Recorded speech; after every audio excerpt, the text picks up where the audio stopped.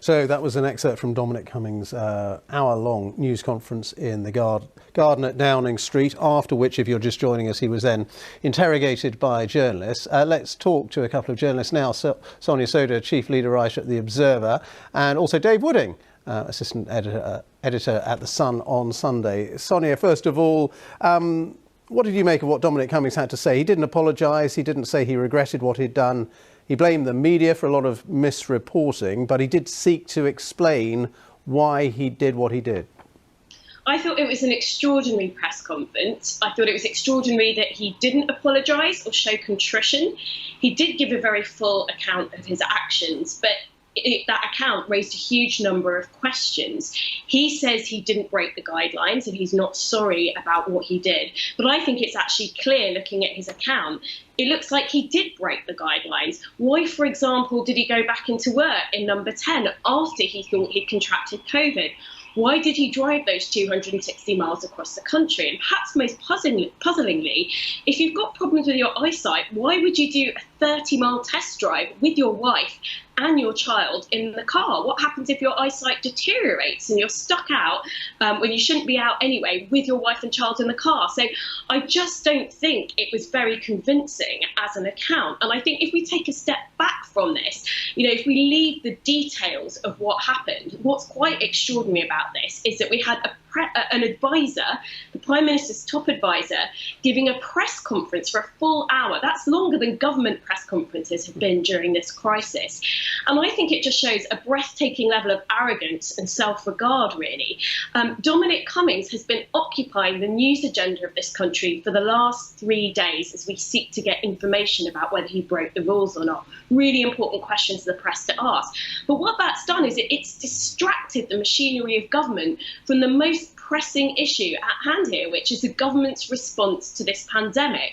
Not only that, it's muddied the message as well. It's muddied the government's public health messaging. People are more confused as a result. Lives are going to be put at risk as a result. I just cannot understand, even if Dominic Cummings thinks what he did was right, I think that's very much up for debate. Why wouldn't you, in the national interest, in the public good, why wouldn't you say, I've done these things, why didn't you fess up on Friday or Saturday? I think I was right, but I appreciate that the public think I was wrong. I've caused too much controversy and I am stepping down. Okay. That is absolutely the right thing, and that's what he should have done. But Dave Wooding, do you think he will get credit at the very least for facing the music? He was there for more than an hour. He was facing some pretty hostile interrogations from the journalists there in the garden. It was gripping stuff, Ben. It was a bit like watching the star witness or the defendant in a massive Old Bailey trial, standing there in the dock being interrogated by a QC. The Rose Garden, of course, was a great scene for other previous political dramas. We had the Bush and Tony Blair press conference, and the last one I can remember was 10 years ago when David Cameron and Nick Clegg were in there. Clearly, the government have thrown the kitchen sink at this now. They've brought absolutely every detail out, and that is their clear strategy. I think there's an element of playing the sympathy card. There were bits there where Dominic Cummings looked quite contrite and said, look at me, I've got a sick child, he was taken to hospital, my wife was ill, I was trying to help run the country. Put yourself in my shoes. I'm not sure that will wash with everybody. It might win some people who are undecided over. The positive point is that he's brought through, he's nailed some of the inaccuracies, such as the second trip up there that he took from London, the Bluebell Wood and the police. One or two of those have been nailed, but a lot of other cans have been opened. For instance, as Sonia mentioned, why go on a 30-mile test drive? And if your eyesight's not good, well, what are you even thinking of driving? Would you go on a test drive? And why could his wife not drive in the first place? Nobody asked that question, whether his wife is able to drive.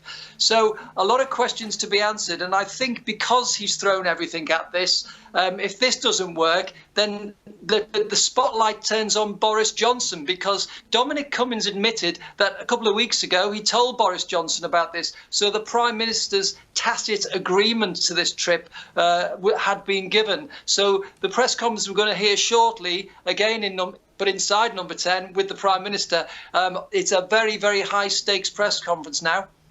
Yeah, Sonia, what do you make of that? What happens with politically inside Number 10 now? I mean, he said he hasn't offered his resignation. He doesn't intend to. Boris Johnson is standing by him. What is the political price that the Prime Minister will pay, do you think? Because clearly there are a lot of still very angry people out there. I think it's potentially a huge price. There have been some people who said, well, this is just a Westminster bubble issue. No one else outside the kind of, SW1 area really cares about this. I just don't think that that's true. I think there's lots of people up and down the country who are very angry. Not just that, you've got Conservative backbench MPs who've made their feelings clear. They say they're getting a lot of feedback from constituents. I think what the Prime Minister will be hoping is, well, let's just ride this storm out and see if it goes away. I've got a majority of 80. But I think the really serious question that he has to answer, and the thing that's so strange about this episode is doing a lot of damage to the government politically. Why hasn't Boris Johnson asked for Dominic Cummings' resignation? Why has he defended Dominic Cummings to the point where it's undermining the government's public health communications, it's putting lives at risk? Why is Boris Johnson so reliant on one man and one advisor? And I think that's the question for Boris Johnson. Sonia Sodha and Dave Wooding, many thanks to both of you for your time and for your analysis.